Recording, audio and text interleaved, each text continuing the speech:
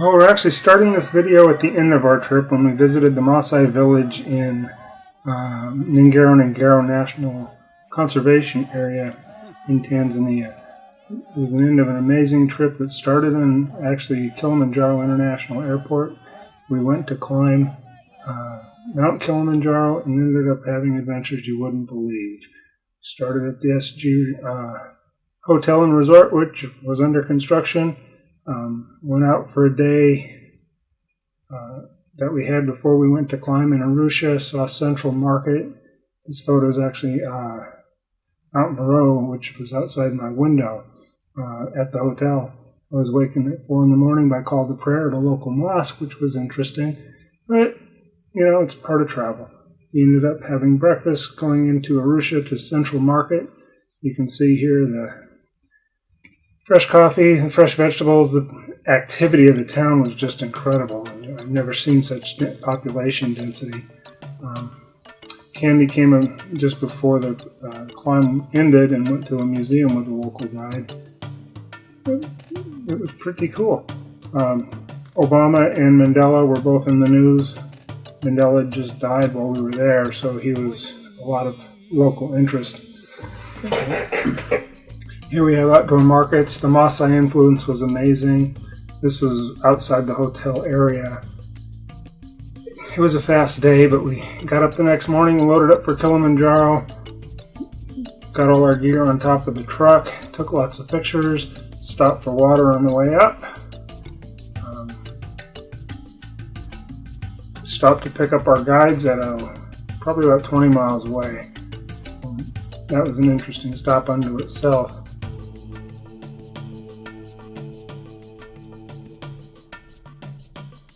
Everybody's busy. That's actually the stickers on the back of the truck for inspection. It was Sunday, so everybody was dressed in their best. Back in the truck and up through what they call the cultivation zone. Tanzania has a huge farming initiative going on, so they're trying to grow more wood since they cook with charcoal. They're growing potatoes within the pines that they're growing, which I thought was interesting. But anyway, we got to the entrance to Kilimanjaro camp. It was kind of an omen because it was raining, and it proceeded to rain for the next 8 days, at least through the mornings. Usually we'd hike in the wet, and by the time we got to camp, the rain had stopped, and you can see here, it was getting into the afternoon, the rain stopped, and enjoying what would be the rest of the day. We had a alcove there that we had lunch, and they divvied up our gear. We drove as far as we could. The porters were in a minivan. The minivan couldn't go any further on the wet road, so most of the porters either ended up on top of the trucks or walking with the gear that they were going to be carrying on the climb. Denise got a lot of great pictures of the vegetation in the rainforest as we started walking up. It was probably about 4 or 5 miles to camp. Spent the night, had our first dinner as a group, and then immediately headed out in the morning out of the rainforest and into what's called the moorland zone, or the heather zone, and this heather's 10 feet tall. It wasn't a bad day. I mean, we walked and walked. What I was amazed at is that all the porters, hard as they worked, they all had cell phones, and they were able to get reception up on the mountain almost all the way up to the top. A lot of cairns as we walked up. And the further we walked, the more interesting the plants got. That's Raymond, our guide. He'd been up Kilimanjaro over 100 times.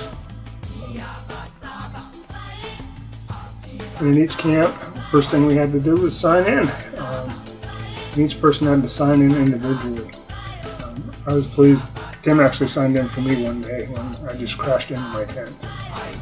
I appreciated that. You notice we don't take a lot of pictures as we're walking. We're basically trying to make sure we put our foot in the right place. But on our breaks and at night, we tended to get a lot of pictures. This is actually camp at the second night, where we got a good view of the mountain for the first time. The first time I actually saw the top of the mountain was driving up, and I hadn't seen it yet because it was engulfed in clouds, and when I saw the top, I was amazed how big it was. Oh my goodness. Third day, we were going up to a monument, an area called Lava Tower. It's about 15,000 feet. The goal of Lava Tower is to climb high, get some acclimation time. There's Lava Tower. And once we got about 14.5 in altitude, we started seeing snow. But we had the option of having lunch at Lava Tower or just taking a break and moving on, and we decided to just move on. Nobody was that hungry. It was only another couple hours until we got to camp. Lots of pictures. It was a long break at the top at Lava Tower. And back into the rain. See how desolate it is. We had days and days of that kind of thing. But as we came back down, we came back into the heather zone a little bit and we camped overnight. See a lot of photos here. Again, we had to sign in with the guides. Once the rain stopped, we put our poles out and made walking poles and made clotheslines to dry all our stuff off. I forget what they call these trees. There were lots of them. They're actually pretty cool. They look like a banana leaf. Have you seen them grow like a pine? Or not like a pine, like a palm. That's a close-up of Kilimanjaro from the camp. Like I said, a lot of pictures, lots of people. That night at the camp, it was pretty interesting because the Van Pevenages went out and started talking to other campers, and ranged from the Russians to a group of 5 women to something being guided by Thompson Tours, which was an ultra expensive climbing team. That's the Bronco Wall from the distance.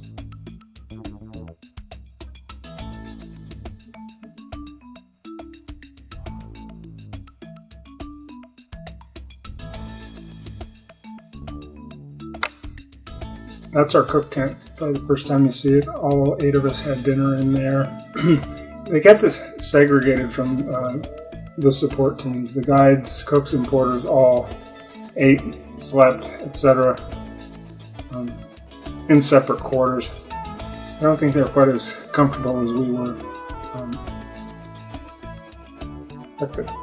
I know they weren't. But as desolate as it was, the scenery was nice. The rain gave a lot of creeks and waterfalls that we normally wouldn't have seen. In fact, the second night I took advantage of the creek and shaved in it. Jerry took a bath in it upstream from me. Then the fog hits. And then it clears up in the afternoon again. It was an interesting time.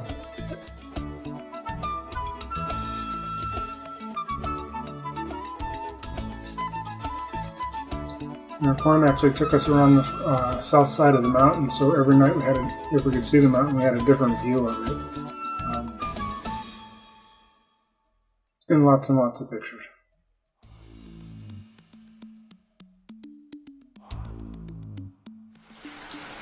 And we're hiking again the next morning, and we're back in the rain. See, that's Good Love, one of our guides. On the left with him was Raymond, the main guide. Good pictures of the Van Pevenages.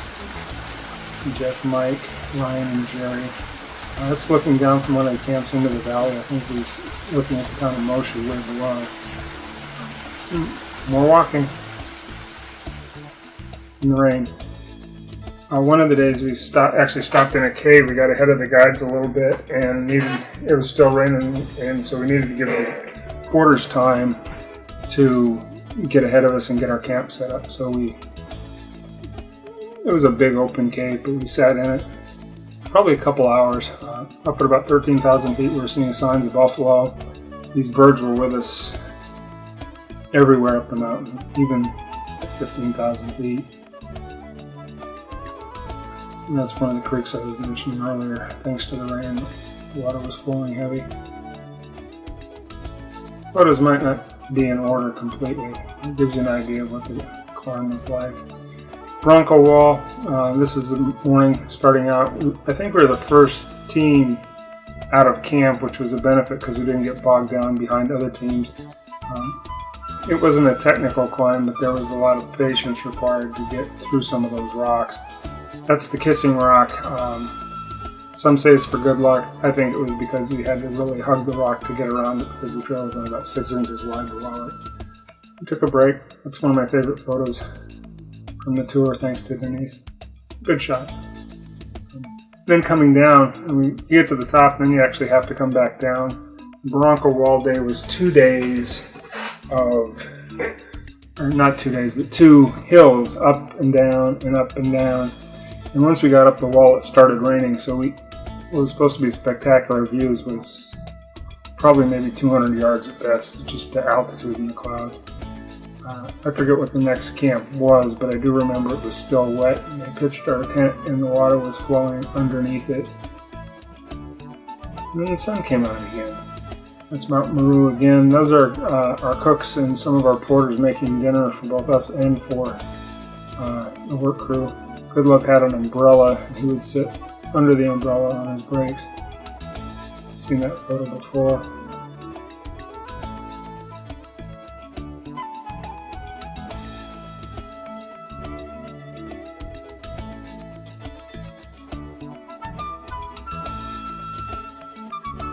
Again, those are Mount Meru, that's not Kilimanjaro. We're not on Kilimanjaro looking out.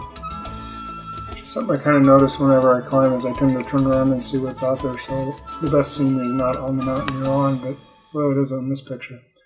But it's what's kind of behind you and below in the valleys and whatnot. Because it was the rainy season, Kilimanjaro had a lot more snow on it than it normally does in the dry seasons. We thought we were climbing in the dry season, but it stayed wet a lot longer than it was supposed to. So, good thing we had ponchos. In fact, Tim called me at home the night before we were supposed to go and asked me if I'd seen the weather report.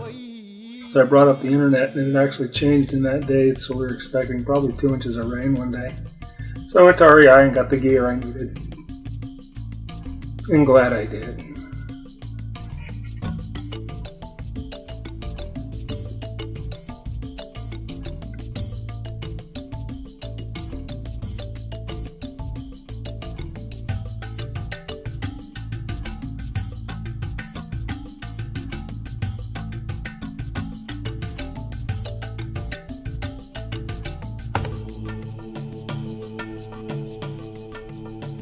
I forget the name of this camp, but we got there early and we talked about actually going to the camp in front of it and take a day off of our hike. The guides recommended against it. They said it's better to have the extra time on the mountain than to push yourself too far one day. That causes a failure rate. So we paid for 8 days. We got 8 days on the mountain. And then so the summit day is actually, we climbed up to Barafu Camp. That's about 15,000 feet. There was snow at that level, so we set up our tents in the snow. It's also very uneven, a little bit steep, but I don't know, the tents seemed to be pretty level. I slept okay. The tents were wet. We got there probably about 2 o'clock if I remember right, and had dinner, went to bed, and then they got us up about 11:30 and started our hike. We didn't get any pictures really on the way up until I saw the sunrise at the summit, which was near perfect. We climbed through the night to get the summit at sunrise. Denise got some fantastic pictures of the sunrise. Here I think we're stopped at Stella Point. That's the first summit. That's when you're at the summit. That's when you crossed over the little threshold and you're at the level of the crater. But we're not at the top. We took a break. I made stickers for everybody's company and we put them on the sign, which is a custom. We put them on here rather than at the very top because Jerry decided he was only going this far, and so we made a sticker for Davenport Pharmacy and we put it on the sign. We got our pictures. Jerry started down with one of the guides and the rest of us continued climbing. We're about maybe a mile and a half to the very top. We're still at Stella Point getting our pictures here. Here is the footage of the actual summiting. I'm in the back carrying a camcorder, so you see more of people's feet than anything else for a good while. But you hear the crunch, crunch, crunch, you hear the heavy breathing. Right here we're about 19,000 feet. That green at the very top there is the sign that says you're at a Hurley Peak. That's Jeff and Ryan right in front of me. Let's watch and listen.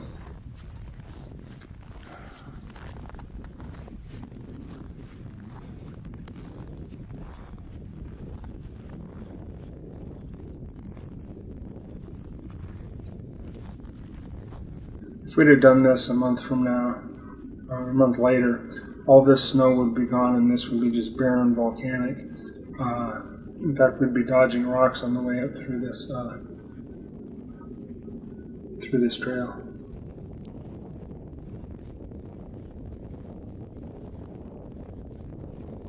See some folks coming down.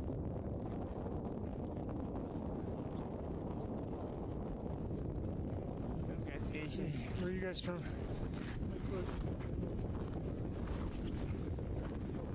The etiquette is that you always yield to the team climbing up. There wasn't so much of that on this squad.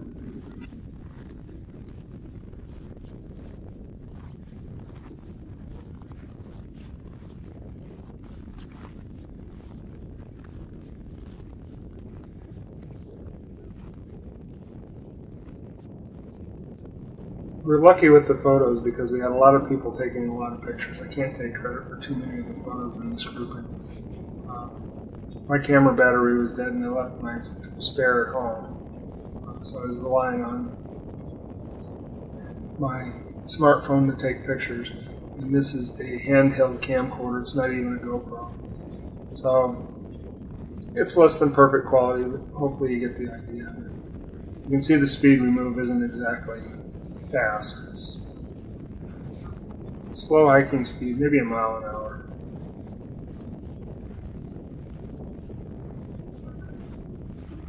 And when we left camp to when we actually got to Stella Point was probably 8 hours. We left in front of everybody. We got past probably at least 3 teams, and I bet we had a half-hour start on any other team.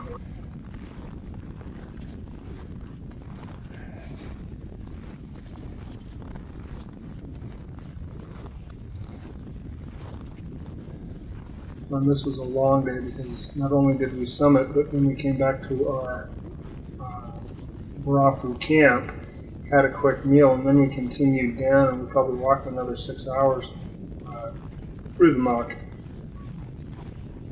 to, I don't even know the name of the camp, but it's the last camp probably maybe 3 or 4 miles before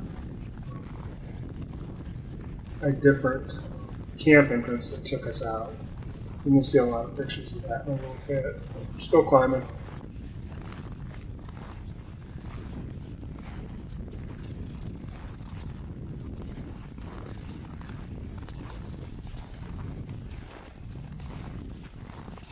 Everybody on this hike trained for over a year to do it. In my case, it was hiking every weekend, between 7 and 15 miles. Jeff, you're on video. Jeff, you're on video. What do you think? Disorientated, exhausted, but I feel pretty good. I think Jeff just said it for all of us. We're at the top, we're exhausted, but we feel good.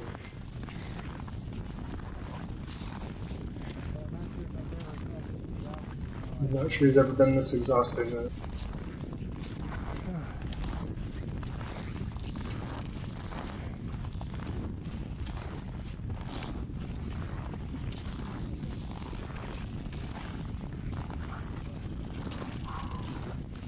What's interesting is that our guides and porters generally use gear that's donated to previous climbers. So you see, this one's wearing an older pack.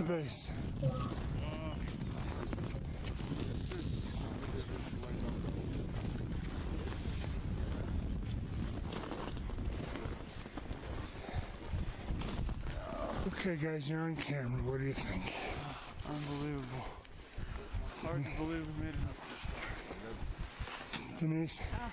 Fantastic experience. What about you, Raymond? More than 100? Perfect. The highest stick in Africa. And you've guided, Top of Africa. and you've guided it more than 100 times? Yeah, I gotta have more than 100 times. Amazing. You're strong, guys. Well done. Great job. Congratulations.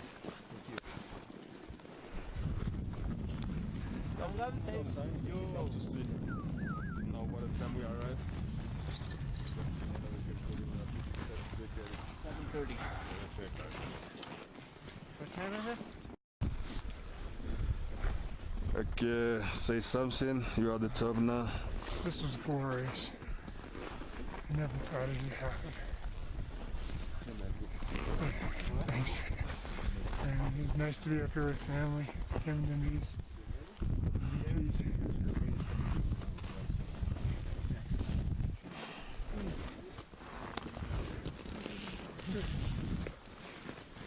Then press second.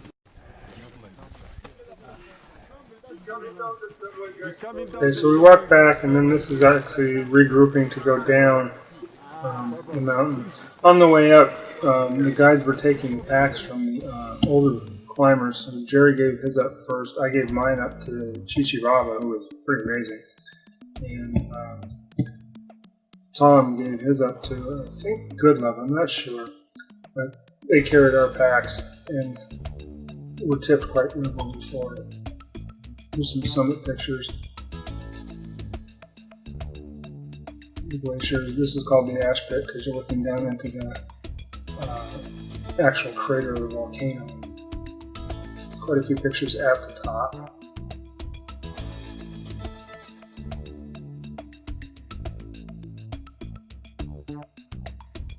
That's the famous Nick-Wulfekuhle Peak. And that's our climbing team. Guides, climbing. It was cool.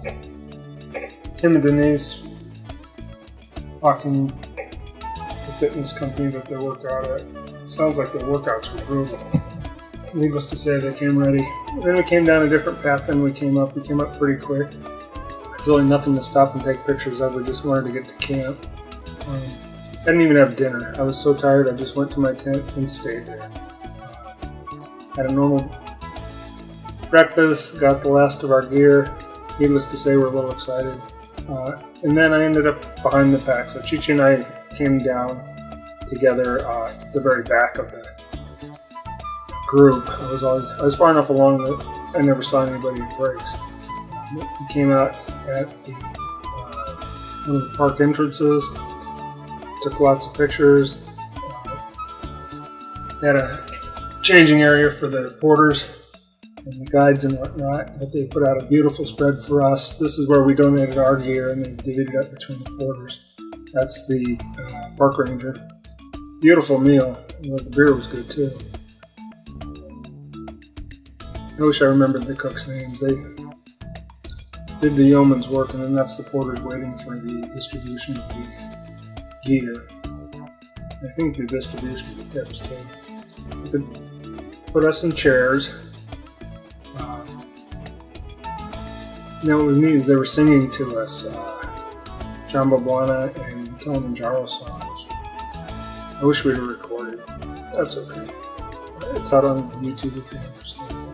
This is the very end. We're dancing. And we're getting ready to gear up, as you can see from the stuff piled up on the photo. And then we had a flat tire. So it was neat. Porters kicked in to change the tire. We had to kind of show them how to do it because they were trying to swing it the wrong way. On the drive down, they put me in the front seat because, well, I was the oldest of the two brothers. And coming down the dirt road, we get this little town. This is a agricultural area again. At this time they're growing bananas and coffee. But it's Sunday and everybody's coming out of church. That's why there were so many people on the roads. And that's coffee. I thought the trees were bigger. That's okay. It was interesting to see it. They grow a lot of coffee, a lot of bananas. The vegetables at Central Market when we went out were just incredible. Colorful, fresh, big, good taste. That's a Christmas tree, and the irony of it's a soldier guarding a small shopping mall sitting under the Christmas tree in motion. It had t-shirts that said "Just Done It" for the guides. And we wanted those t-shirts, and one of the guys knew where to get one, so we stopped at a souvenir stand. Went back to the hotel. Candy had come in, and so we got situated. And, I did my laundry. Everybody else went out to dinner that night. The guides were delayed by 4 or 5 hours. So Candy and I stayed in, but the rest of the team went out and had a good time. Next morning, we made our goodbyes with food and beverages, and then went out to safari. The pictures and the videos aren't in any special order here. We went to 3 different national parks / conservation areas. Tangier National Park, Lake Minyara National Park, and Ngaro Conservation Area. Couldn't call it a national park because nobody's supposed to live in it, but the Maasai had claimed it as, their nomadic lands forever, and so they really couldn't. The Tanzanians couldn't kick them out. So here I think we're in Tangier with my handheld camera. I want to thank Peter for putting the software together and studying these videos at least a little bit. He actually did a pretty good job. You almost couldn't see it until he got steady. Are there different types of African elephants? Yeah.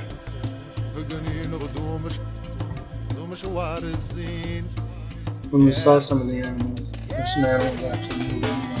We stopped. We were land cruising. We stopped the land crew where the top was up. We would just sit and watch the animals do their thing for a long time. First animals we saw were just super exciting. We couldn't get enough pictures and couldn't stop. The weight of the kilogram of the different grasses and trees. Said the elephants eat between 200 and 300 kilograms of grass every day. Wow. 200 to 300 pounds? Kilograms. Kilograms. That's like 500, 600 pounds. Yeah. And the digestion, they can take like 24 hours. To get that. Yeah. But the weight for the male, they start about 5,000 to 6,000 kilograms. Wow. But the female is 4,500. And the gestation period, it is different to other animals. It's long. Yeah, they can go about 22 months. That's the gestation period. Yeah. And this guy, they have The giraffe was the neatest on the tour. A little bird.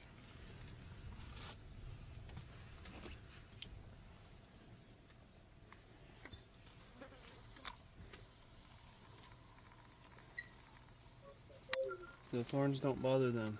Yeah. The tongue is covered by the... I made a comment about the thorns on the trees. They're probably about 3 inches long, and some of the animals actually used them for protection. It's interesting watching the giraffe actually eat the leaves off the trees with the thorns. You can see under the stomach, Yeah. the light legs, Mm-hmm. there's the birds. Mm-hmm. That's called, it is yellow-billed yellow and red-billed oxpeckers. They're helping them to take some insects from the body, Yeah. and they're having symbiotic relationship because if they see there is a predator just closer, so they make noises, and lion and giraffe can go away. Huh. See the birds, they really enjoy it, yeah? Yeah. Win-win. There's a red-billed oxpeckers.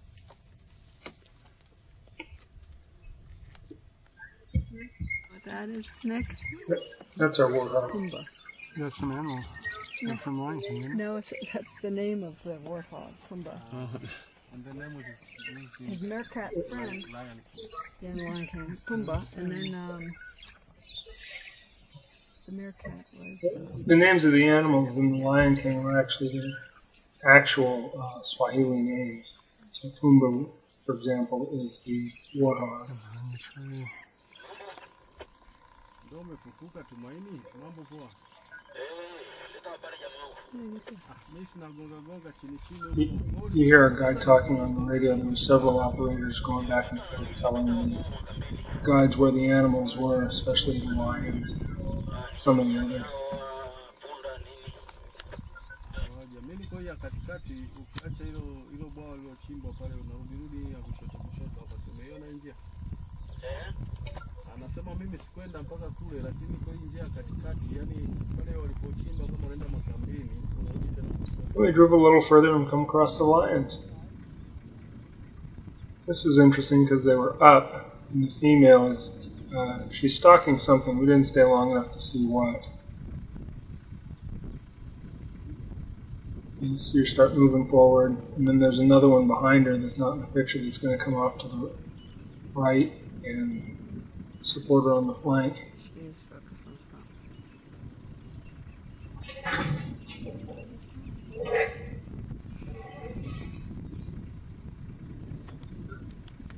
No, here we go. Here we go.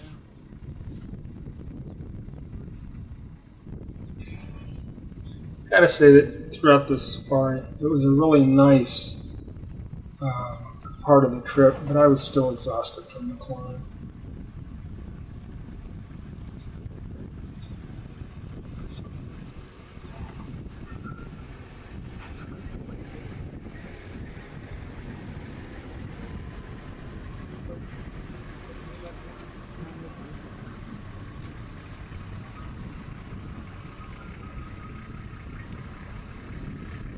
Our guide started the truck, so the pictures are bouncing more than they had been.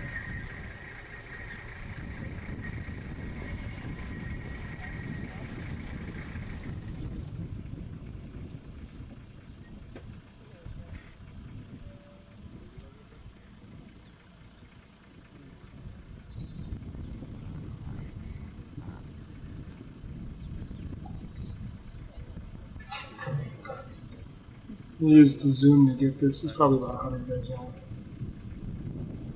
Machine.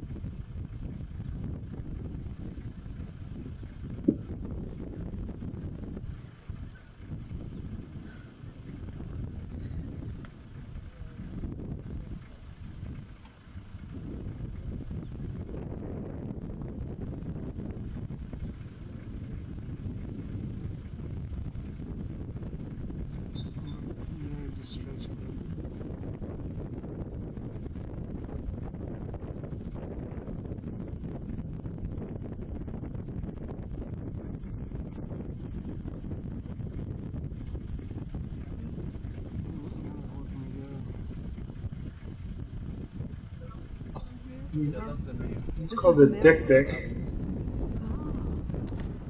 Male one. Look at him scratching his butt.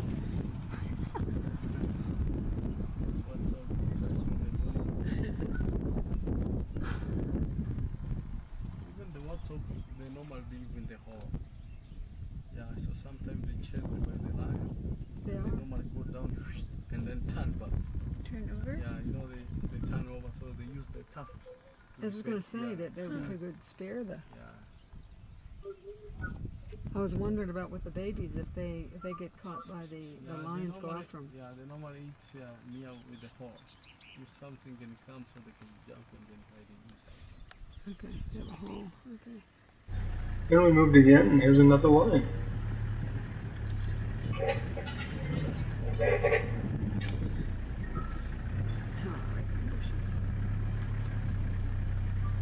We've seen some pictures of them, but we haven't seen any video of the baboons. When we get to them, they're the most wretched creatures in the jungle.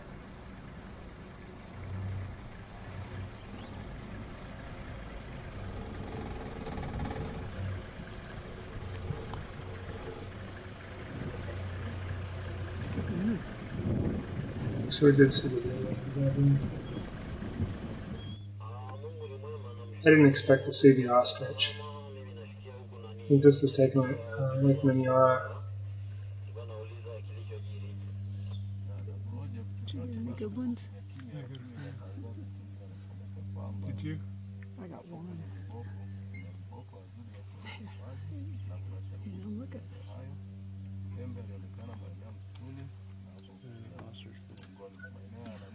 I had a burger once.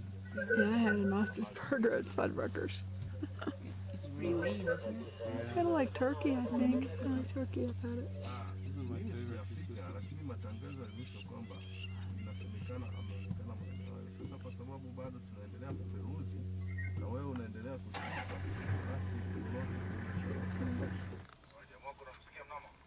Lake Minyara is known for the flamingos. We didn't get very close. They were miles off. There were a couple that kind of came out on their own. I felt lucky to get this footage.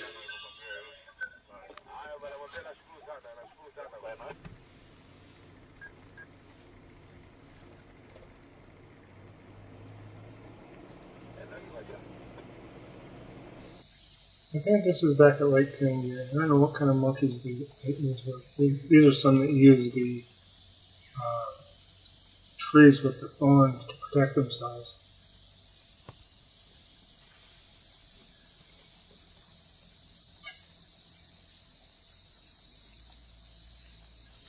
And a whole other kind of monkey that use the trees way up for shelter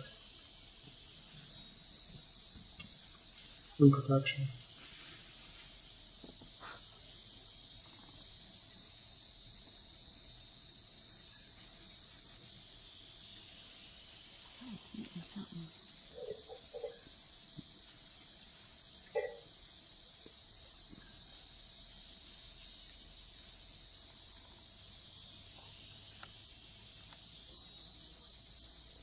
And this isn't Nighara. I don't know what kind of bird this is, but I thought it was pretty interesting.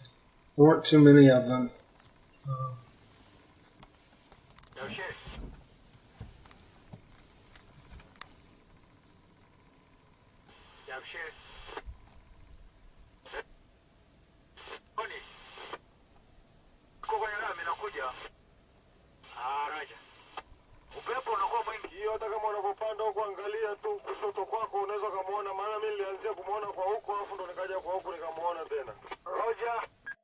Driving between the different parks, we saw the countryside. This was interesting right here. We drove by it very fast, but there was a stock auction going on one day. I kind of wish we could have stopped, but the guides told us it really wasn't safe. So I think our guide was in a hurry. Maasai villages. That's the Maasai moving some of their gear from place to place. Once you got outside the cities, just about everything was Maasai. And like I said, they're genuinely nomadic. Again, some of these pictures are out of order, but this is the first of the safaris at Tangier National Park. That's getting to the park. So, there's a brand new road that goes from Arusha all the way out. This was a detour to it while they were working. The road's actually that's bees being farmed on the tree. The women build the houses in the Maasai culture. In this case, they were irritated we took the picture. At Lake Tangier, that's where we first saw the giraffes.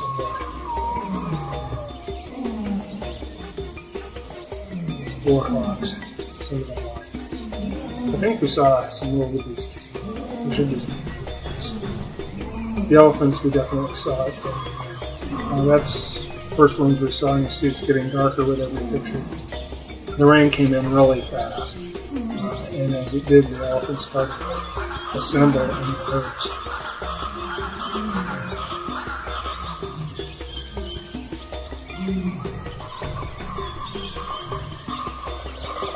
More lions. More warhawks. The zebras are interesting. Everything works in a herd, but also there's some shared herd work too. For example, the wildebeest and zebras seem to share pasture space. First night we stayed at the Lake Minyara Lodge. I'm not sure why he came back, but Lake Minyara Lodge was fantastic. Beautiful overlook. The bar overlooked the lake. They had a nice pool. Candy went swimming. Dinner was fantastic. And this is actually back at Tangier Park. What I thought was interesting here, besides the monkeys that came after your dinner, was there's something called a baobab tree, which most of them are huge. They also call it an upside down tree. But the trunks on them are probably 8 to 10 feet in diameter, with a pretty small There's one right there, compared to 10-foot diameter, relatively small head-foot branches. I don't know what the birds were up to. Pretty interesting.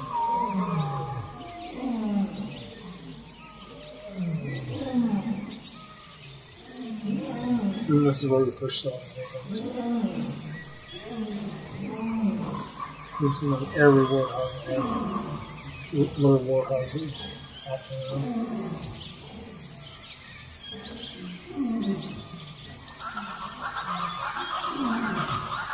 The elephants again.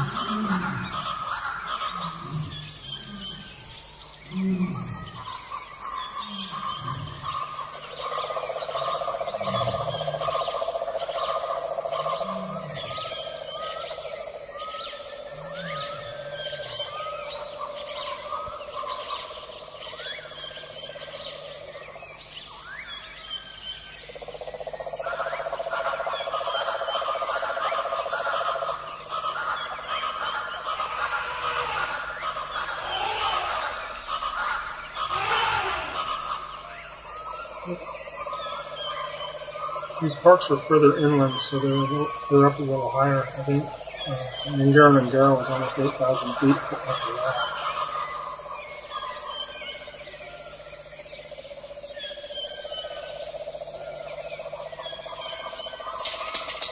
The bellhop that we had at Nick-Wulfekuhle-Climb-Up Lodge was profiled in the newspaper the next morning. He had been Mandela's valet when Mandela visited the hotel.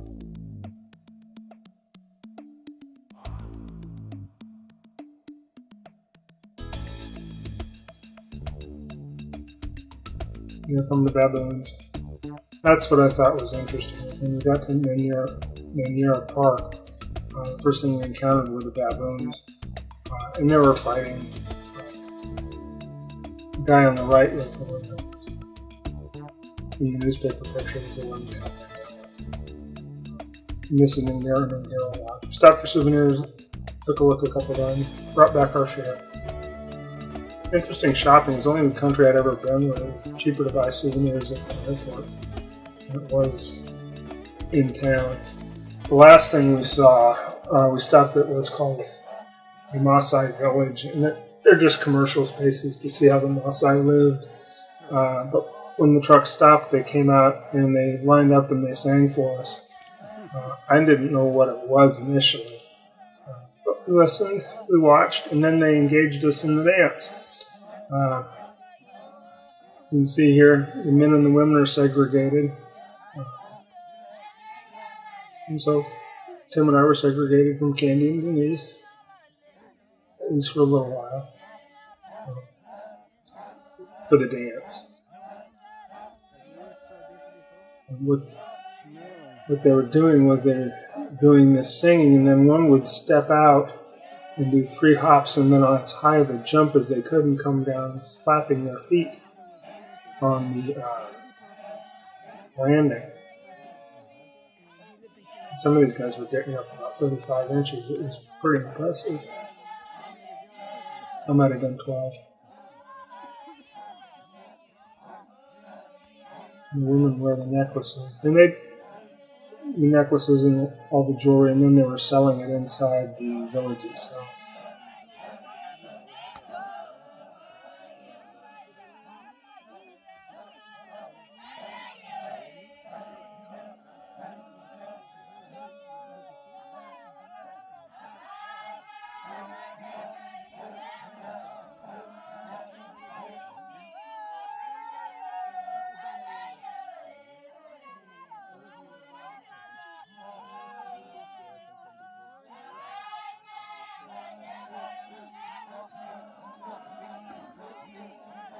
They didn't exactly come out in any organized manner.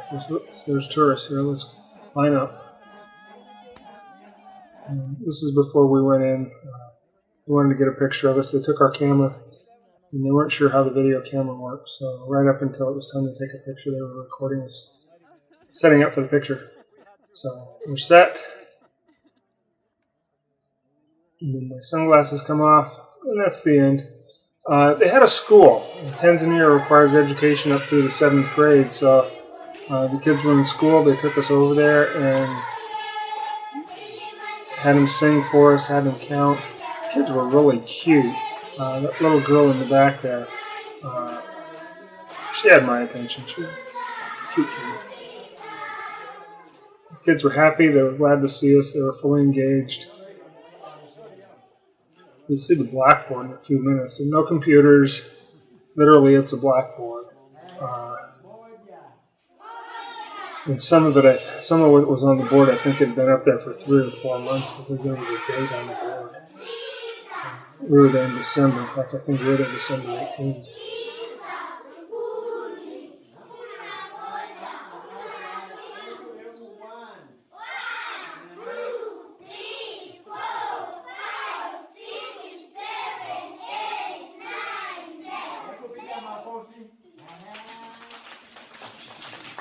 And they had us going back. And we watched it from there. That's an anthill.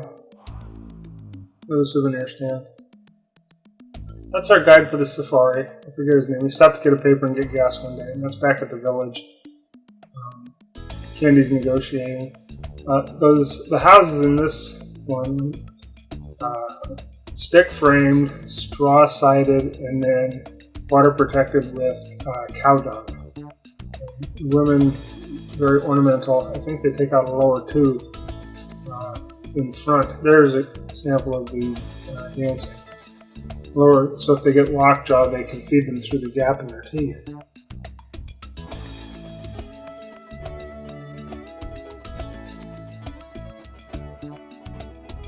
They raise cattle. I think they're farming some corn. The kids were fascinated by us. I like to see the pictures once we took them. The huts had fire pits, but they didn't have ventilation, so when you walked into the huts, it's like walking into a smokehouse.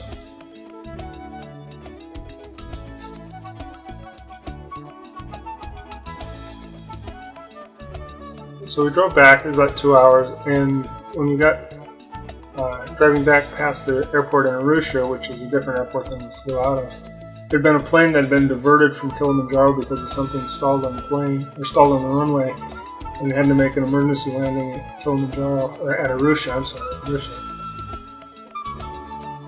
on a runway that was half as long as it should be. So it went off the air. Anyway, we went back to the hotel, got our stuff. Tim and Denise flew to Amsterdam. Kenny and I flew on to Paris and spent the night at breakfast dinner, and that was that. It was a great trip.